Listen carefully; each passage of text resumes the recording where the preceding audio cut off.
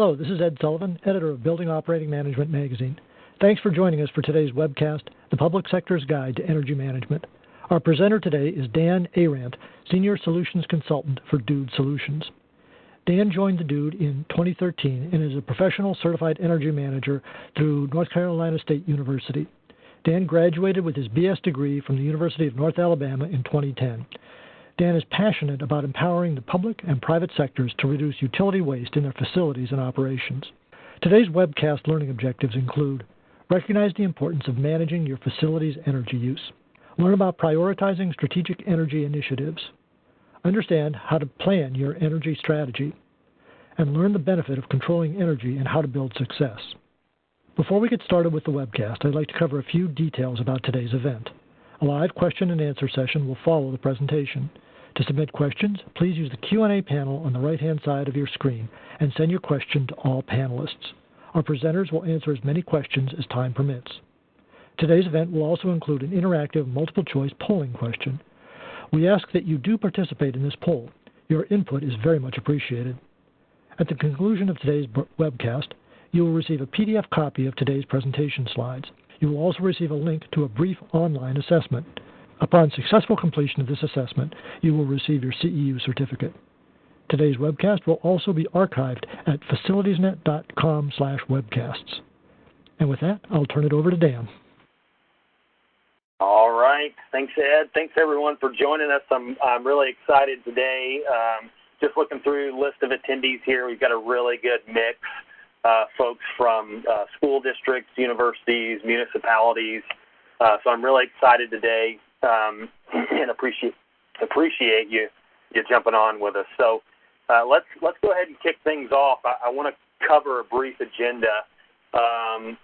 First, we're just going to start with answering some questions why we're here, get some good context in regards to energy management and energy reduction, specifically in the public sector. Following that, we're really going to look, parts 2 through 5, just giving some overviews and some strategies to creating a simple, strategic energy reduction plan. One of the things I love most about energy management is strategies are so different, organization by organization. And so today what we're going to look at, rather than diving into specific points of strategy, we're going to really lay a framework for how you can take some best practice in energy reduction and apply it to your specific situations at your organization. Just a little bit about the Dude. The main reason I share this slide, I want to highlight a couple of things in the left column. Just our 20 years of operations data, millions of users, and 12,000 clients. I show this not as a brag or a boast, but more to highlight the amount of information, peer best practices, strategies that we're able to glean from working with you all, our clients, and others in the industry. So a lot of what we're going to talk about today, some of the case studies that are mentioned, some of the real-world examples of energy reduction come from you all and what we've been able to do in helping you monitor and meet reduction strategies. So with that said, let's jump in. Why are we here today? And like I mentioned, I really want to help give a process or a framework to create what we're calling a simple strategic energy plan. Now, I use the word simple and strategic intentionally. Simple because what we'll see today from a starting point, these energy reduction initiatives, they don't have to be complex. A lot of what we'll talk about is looking for and identifying low to no cost savings opportunities first, and why that's important. I use the word strategic because what we're talking about today is just building on best practice from your peers, from the industry, and helping you identify where's the best savings opportunities that I have. Energy, just to kind of set the stage, the current situation in public sector. Energy is typically the second, maybe third largest budget line item, utility budget, behind people and operations. So you'll have HR software packages, you'll have work order asset management systems. But the interesting thing that we found is most public organizations, if they're tracking, it's typically done as a sidebar with accounting or in a siloed spreadsheet, department by department. And so the question is, why are we not tracking the second or third largest cost center in something more than a one-man shop in a spreadsheet or a one-woman shop in a spreadsheet? Now, software is definitely not the only part of an energy reduction plan, right? We still need people. We still have mechanical upgrades, capital improvement plans. We've still got to act.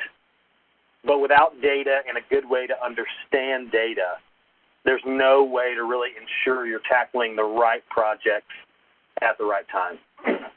And there is opportunity, right? According to Energy Star, nearly a third of consumption in a typical commercial facility is wasted due to behavior, due to aging infrastructure, a lack of data, not understanding or having time to deal with utility rates. Right? There's a lot of variables involved that go into this metric.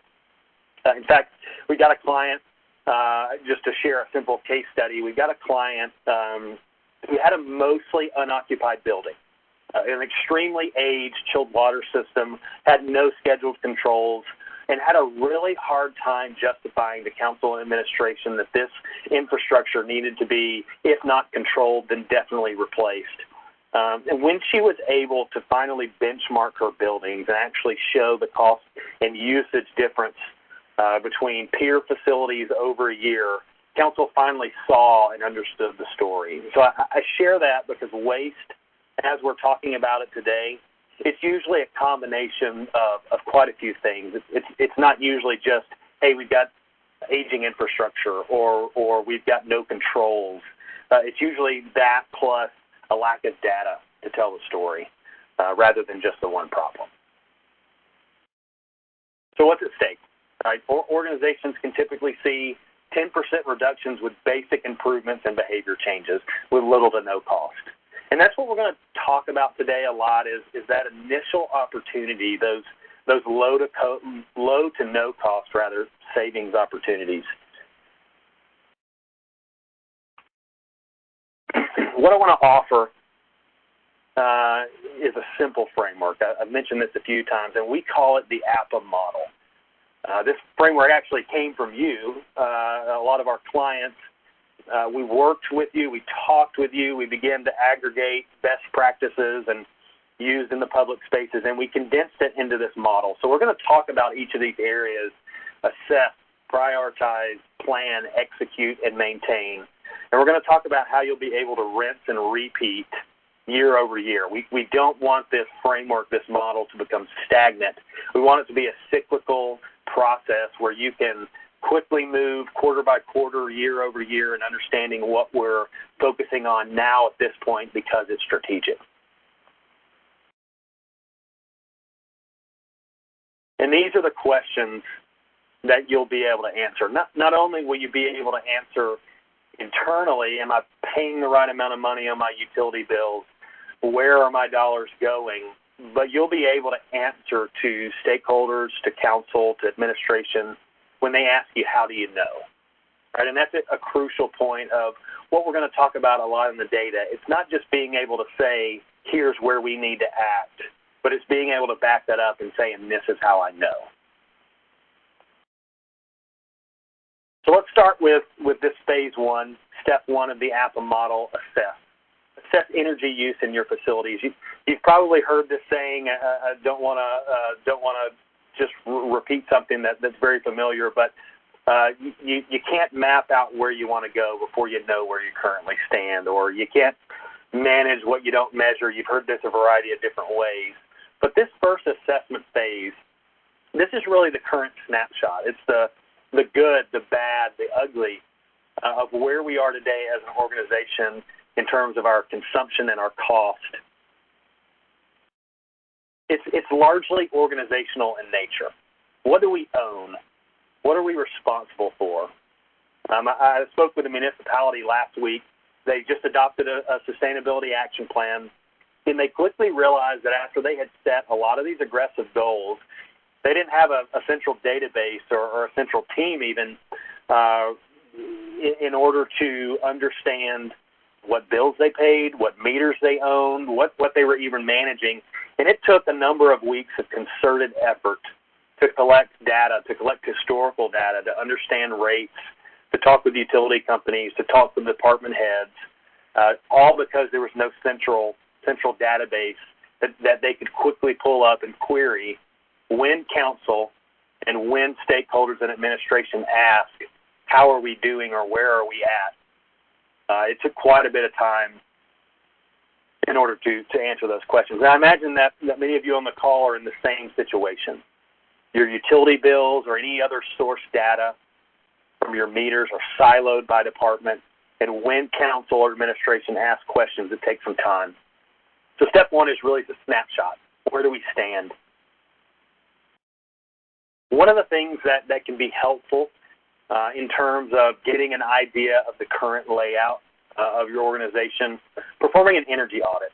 Now, energy audits, there are various levels and various types, as most of you know. They can be something from a basic to an investment-grade audit. It can be something that's contracted externally. It can be something that's done internally with basic scheduled walkthroughs of facilities. And I'll talk a little bit about that as a best practice later. But you'll need to identify the level of detail needed when considering an energy audit. They provide insight into performance, waste, actionable data, as well as just giving you really data collection. These are the meters you own. These are the bills that you track. These are the rates that you're charged. The second phase of this data collection or this assessment period, understanding your baseline. And I know this term is familiar, baseline years, but this is certainly a best practice in order to compare current consumption and cost against a baseline. And I don't want you to be hung up. There are organizations that spend quite a bit of money with consultants helping them identify what is the most strategic baseline year. But for starters, just like with an energy audit, baseline data can be basic rather than complex. It helps to simply compare performance to some year in the past, or compare performance now to an aggregation of multiple years in the past. You're looking to answer the question, how are we trending? And so when we summarize this assessment phase, again, this is a snapshot allowing us to understand today, am I paying the right amount of money on my utility bills? Where are my dollars going? Where's my consumption? And it really feeds into phase two, prioritizing. The reason we talk about, and I'll mention this here, having this model be cyclical, at given points of the year, you may need to reassess where you stand. And in order to do that, you need to have up-to-date current information, whether it be access to your utility billing data, whether it be some type of tie-in to the meter or building automation system. At any given point, whether it be quarterly or yearly, you need to be able to assess where we are at that point and how we changed since the last time. And so the prioritization of projects is always based on current actionable data. I've got this slide. Now, I think this graphic really helps visualize best practice when you have limited funding. So when we talk about prioritizing where to act, we've already looked at, being able to understand, can I run a report and show which are my energy hogs, I've heard folks say, or who are my top consumers of electricity? What are my most inefficient buildings, right? From that assessment phase, we can then begin to prioritize, okay, of these heavy hitters or of these most inefficient buildings, how do I prioritize? And if we've got limited capital funds, which we do, what data sets help us drive towards the most strategic use of those capital dollars? And so just like we talked about, you should always be able to pull up a digital duplicate or a report of your utility data, your consumption and your cost. You should also be able to look at your facilities and your assets holistically from a maintenance perspective as well. So not just what an energy ROI would be, but what are the maintenance savings as well? What have we historically spent maintaining aging infrastructure? How will replacing that equipment impact the bottom line? Do we spend just as much time responding to critical failures or degradation of equipment and prioritizing perhaps that facility over another? You see double savings not only in energy efficiency but also in maintenance response. So multiple data sets are helpful in terms of being able to prioritize where we should act. And I think it's important to be realistic in decision making as well. Sometimes it's better to take easy wins, quick wins, rather than get stuck fighting for dollars that may take time to appropriate. And this is, I kind of jokingly refer to this as the public sector dance. I imagine some of you are nodding your heads and chuckling on the line. It can be a real fight to get dollars. You're in the municipal side of things, you're competing with public safety, with police and fire for dollars. Education, you're competing with teachers and student resources. So low to no cost first, that low-hanging fruit. Prove your wins. By focusing on these quick wins, even if that project might not have the biggest payback. Maybe, the LED retrofit may, have a quicker payback, but it may be less than a complete HVAC overhaul. It's these wins, these quick wins, that help justify future funding requests. And that's what we're going to talk about a little bit as we progress today, is using wins to help justify future funding. And as a best practice, this may seem really basic and understood, but for some of our new energy and facility professionals on the call, even though there may be a ton of savings opportunities on your plate, it's going over the quick, simple wins first that can be the most strategic way to build this momentum. And a lot of what we're going to talk about today is carrying that momentum forward as a part of your strategic energy plan. Studies show that when we identify opportunities, that there are savings up to 40% possible through the implementation of energy conservation measures. So that prioritization process, which conservation measures, is key in this second phase. Now, when we plan, right, moving on to step 3, we've talked about assessing the data, where we are today. Where do we see an increase in our usage? Where do we see outliers when we benchmark which facilities are underperforming? And when we prioritize which of those we can act in, now we're in the planning phase. We prioritize a lighting retrofit, or we prioritize control upgrades, or we prioritize some type of HVAC equipment replacement. The planning phase is really crucial in terms of this momentum we're talking about. It's somewhat of an intangible value point, but this highlighted portion, gaining buy-in from your council, board, or administration, truly is key to success. It goes a long way. Something as simple as a memo or a statement from council or administration saying we support this. A lot of your peers, a lot of employees within your organizations, they really kind of feel the daily grind of work. And sometimes I don't want to sound defeatist, but we can really get tied to, I don't really have time or energy or resources to go above and beyond. And that's what energy management can feel like for a lot of your stakeholders, your customers, I should say, that you serve. It always seems like this fight between conservation and comfort. If we're trying to reduce set points in our buildings, we always get phone calls. You're making me sweat, or you're freezing me out in here, because there's no real community or conservation army that's been dedicated in your organization to say this is an initiative that we have. And so when we talk about gaining buy-in, some best practice, something that I want to offer, don't just present a business case. When you come to council and you say, here are the specs of this project, it'll cost us X amount of dollars for this lighting retrofit, and it'll save us Y over a 3 to 7 year period. Certainly begin there. But like I mentioned at the beginning, use past success. when we come to council, don't just be able to say, here's what this project will do for us, but also be able to say, it'll do for us this. Look what the past projects have done for us. Help them see that what we bring to the table is building on something that is gaining momentum and something that we already have. After you've identified projects, what you want to go after, present your business case to that project and call back to past success. This can be really hard without data and reporting and software to help prove savings. It's typically where I see a lot of organizations fail. And not fail because of expertise, but fail because of resources and time to gather this information. And we'll talk a little bit about that moving forward, of why it's such an important part to make sure that you're reporting on and proving savings from projects. Funding is another key piece of our planning phase.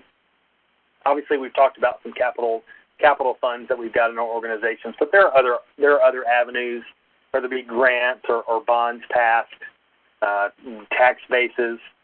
Some of our rural organizations, municipalities, school districts, performance contracting can be a great means of revenue in order to replace aging equipment that we wouldn't necessarily be able to. So definitely make sure you're identifying and exploring different funding options, especially your grant opportunities.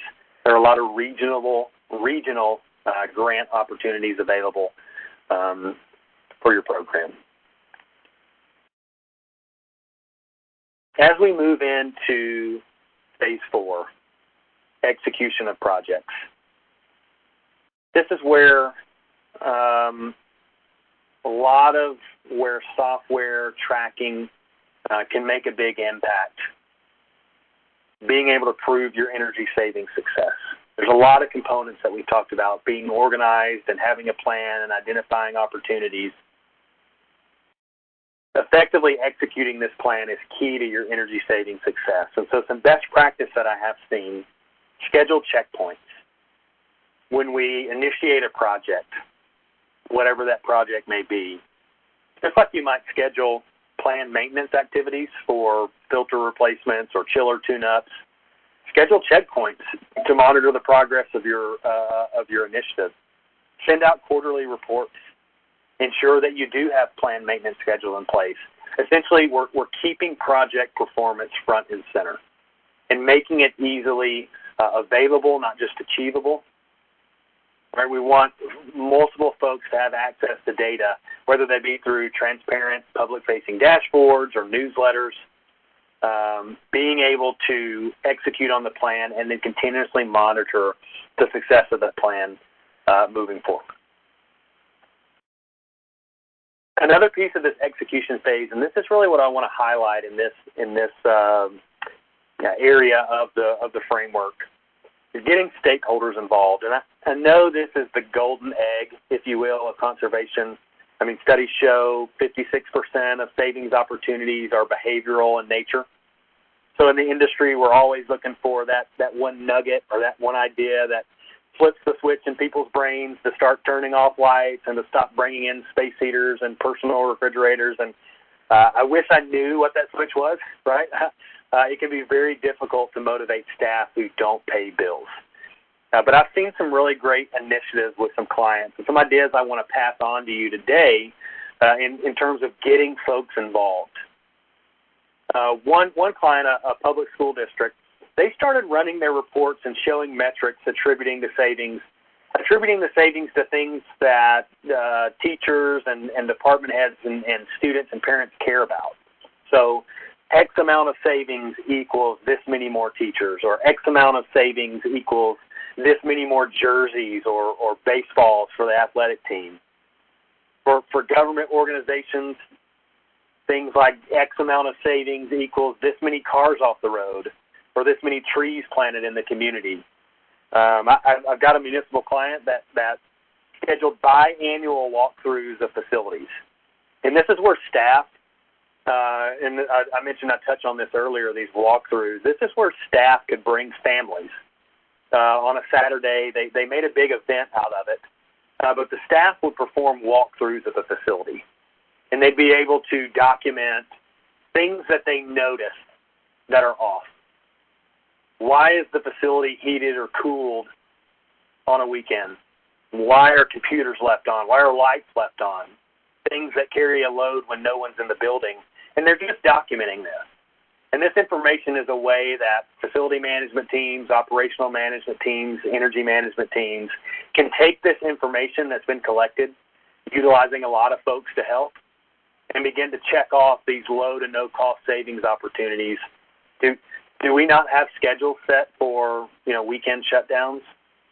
Do we have a weekend shutdown procedure? Or do we have a holiday shutdown procedure? When we know the facility is going to be occupied, perhaps we could create that almost like a planned maintenance task. Take the Memorial Day weekend, for example, that Friday before. Did we have our custodial staff or our maintenance technicians have a checklist in place to say, because I know we're going to be not just closed over the weekend, but on Monday as well, we need to make sure that these things are done. The blinds are closed, computers are turned off, plugs are unplugged. Right, and so the point is that people care. And if you've been at any of our user conferences or you've been on any of these webinars in the past, one of the things that we talk about a lot is one barrier to strategic energy management is feeling like you've already got a lot on your plate. You wear multiple different hats. You're already pulled in 1,000 different directions, and you feel like energy conservation is just another thing that you don't have time for. And the reality is there are people around you that are willing to help. In the same vein that we want to use and include everyone in the organization that's willing, we also want to keep them accountable. Ensure that you've got proper tracking in place.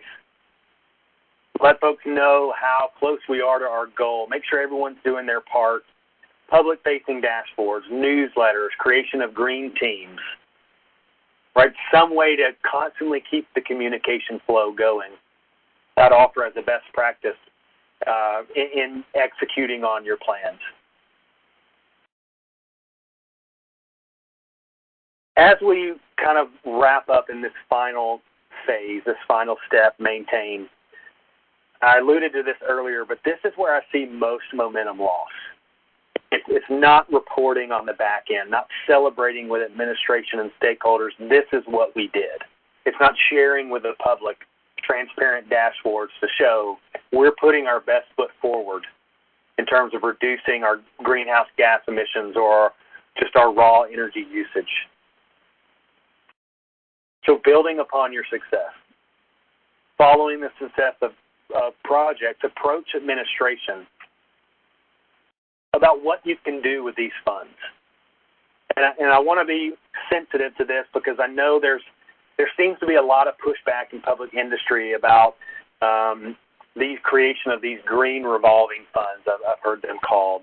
Basically taking the savings that we generate and rolling them back into future projects. This can be a huge achievement for your organization to be able to sit down and say, we saved 15% this year on our energy costs. Let's take some of that savings and roll it into future projects. It's becoming a standard operating procedure for private industry to be able to say that and ensure that our energy savings are long-lasting.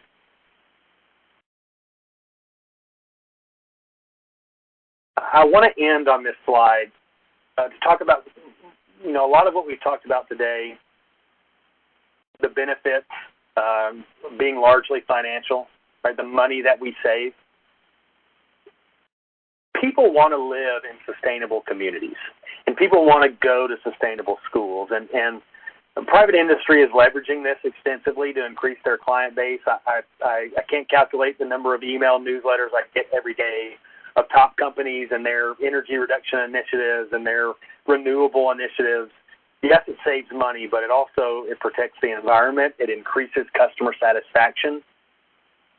And I think if we can stop and pause and understand what are all of the benefits of taking and making the effort, utilizing this framework of assess, prioritize, plan, execute, and maintain, not only will we see a reduction in cost in what we spend and what we use, we'll also create a culture of conservation in our community. We'll be seen more favorably with citizens and students.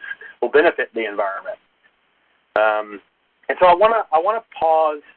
I want to pause really here in the overview of this APA model and this framework for a sustainable energy plan. And I want to go into how might Dude Solutions help. A lot of what we've talked about today, not all certainly, but a lot of what we've talked about is underscored with good data. Being able to quickly call up information, to quickly report, to quickly let folks know the performance and success of our project. And that's where Energy Manager with Dude Solutions really comes into play for our government and education clients. What's included is unlimited users, a cloud-based model, being able to access this information wherever you are. Obviously, our support and interactive classes, interacting with your peers, understanding best practice. These are all things that are kind of included in this web of our Energy Manager platform. And so I've got a polling question. I'll direct your attention to the right of the screen. If you want more information on really anything that we've talked about today, a number of our modules that have impact, I'll give us a couple of times just to respond, a couple of minutes here to respond, and then we will open it up for a lot of the Q&A that we save time for. I want to make sure that we address any questions that you have and go from there. So I'll pause for a moment.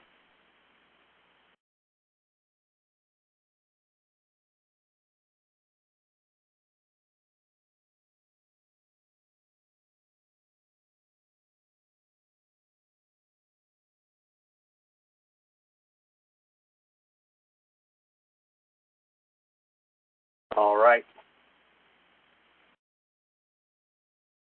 So now I'll open it back up to Q&A.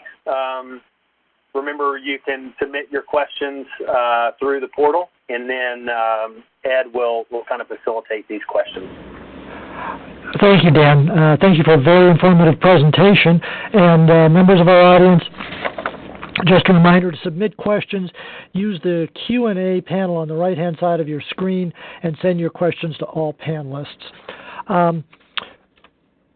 We have a question here. Energy performance management contracts for local governments. Any advice about getting information on those? Yeah, great question, Kevin.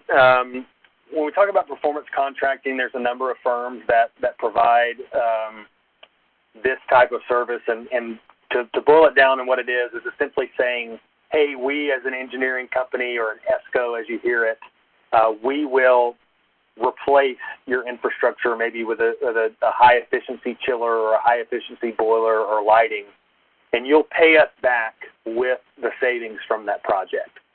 So it's kind of a guaranteed return that says if we don't meet the guaranteed savings, you don't have to pay for the project. The information that I would highlight are things to consider. It's not always the best option. If you've got other funding opportunities, I would explore those first. If not, they can be great options. What you'll want to consider then is the measurement and verification on the back end of that project.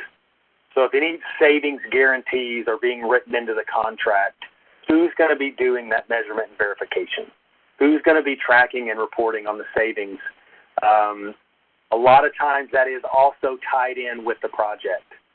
And so it has become somewhat of the opposing team's coach also being the referee, right? The engineering firm that guaranteed the savings is also going to be proving the savings. And so that's where software like we talked about today with Energy Manager, certified third-party tool to help you do the measurement and verification and certify that project is meeting standards.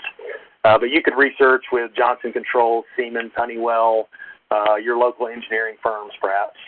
Great question. Okay. Another question having to do with the Dude Solutions Energy Manager. just wondering about possible integration into the rest of the Dude Solutions platforms, FSD Direct, Maintenance Direct.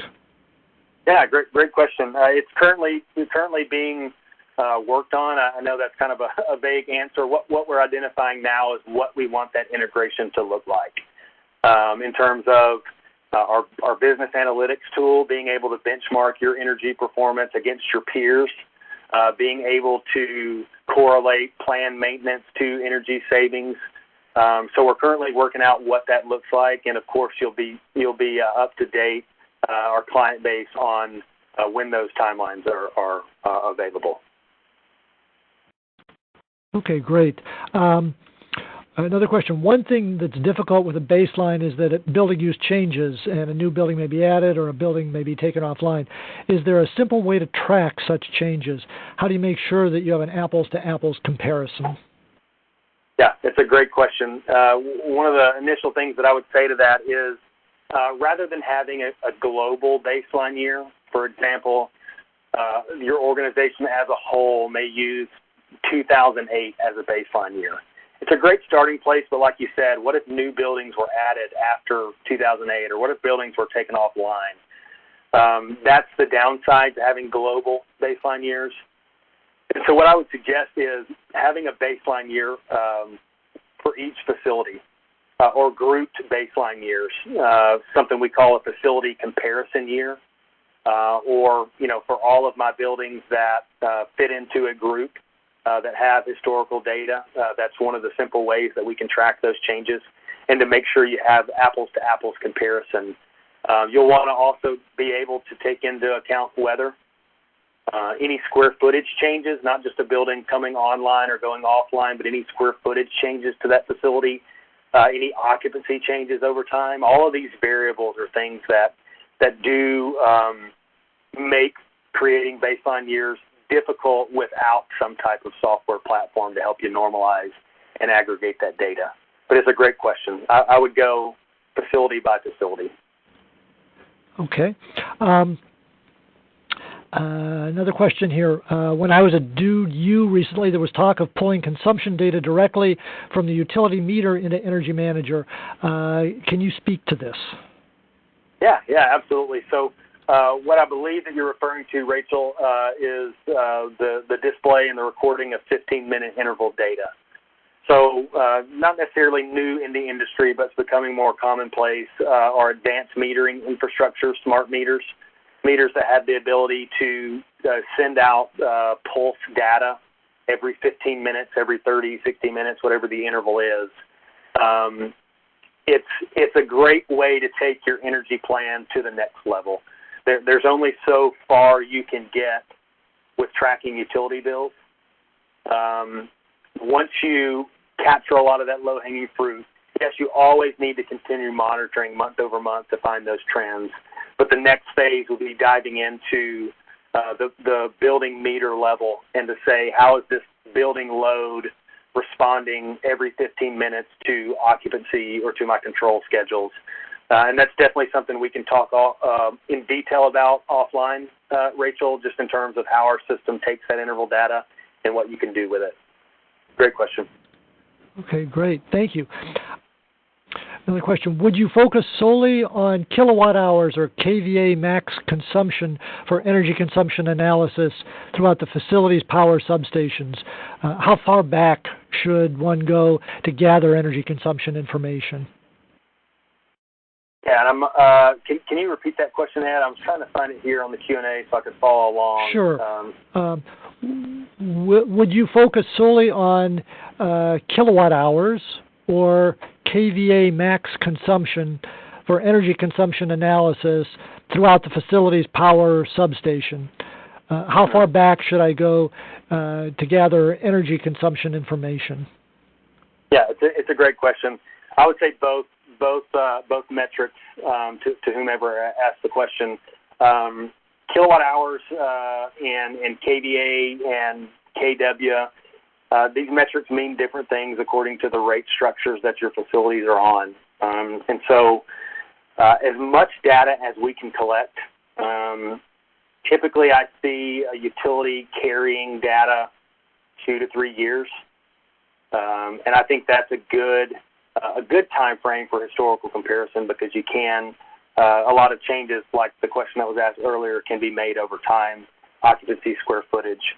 And so I think, your power factor, your load factor, demand, kWh, these are variables that I would all look at to understand, based on the rate that's attributed to this facility, demand data may be more impactful than consumption data. Power factor may, be more applicable to installing certain pieces of equipment, things like this. A great question. Okay, great, thanks. Do you have an energy tip sheet that the audience members could share with building tenants? Yeah, it's a great question, and that's certainly something that we can provide. I assume when you say a tip sheet, things like I alluded to, at the end of the day, close your blinds, turn your computers off, don't bring in space heaters, things like this. Absolutely, that's something we can certainly provide, both for internal occupants and for maintenance staff. Yeah. Okay. A follow-up question, why would demand data be more impactful than consumption data? Yeah, it's a great question. I guess I would clarify that and say in certain situations it can be more impactful. Let's take, for example, a 24-hour facility, maybe like a 911 call center, or a treatment plant, things like this. Depending on the rates, your rate structures of that facility, a time of use rate, or on-peak, off-peak demand rates.